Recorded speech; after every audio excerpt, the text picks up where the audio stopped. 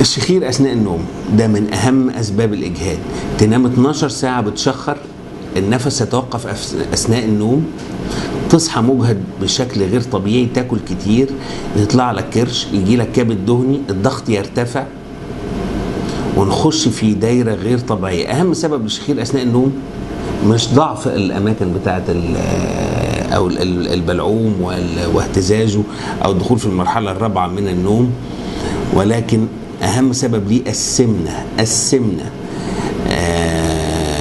أو الناس اللي بتاخد جروس هرمون النمو اللي عايزين يبنوا عضلاتهم، أو الناس اللي جالهم مرض بتاع الجروس هرمون، وده من الحاجات الخطيرة. ولكن الشخير أثناء النوم مش كل الناس عندها مشكلة، لكن الناس عندها مشكلة سمنة ومشكلة كرش، ودول اللي بيجي لهم الكبد الدهني، بيجي لهم ضغط، بيجي لهم سكر، ومعاهم متلازمات السندروم اللي بيطلق عليه اكس، اللي هي متلازمات التمثيل الغذائي.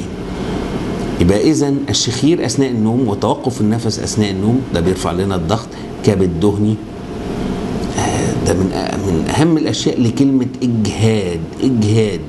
ونبتدي ناخد في فيتامينات وناكل أكتر، ويجي لنا خلل في الهرمونات عندنا في الجسم.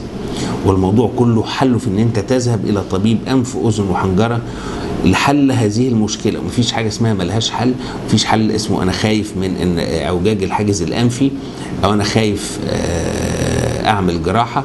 في حاجات سهلة لقصة الشخير أثناء النوم، إن إحنا ممكن في جهاز بيركب في الفم بينظم دخول الهواء، ده بيتباع في صيدلات الخارج.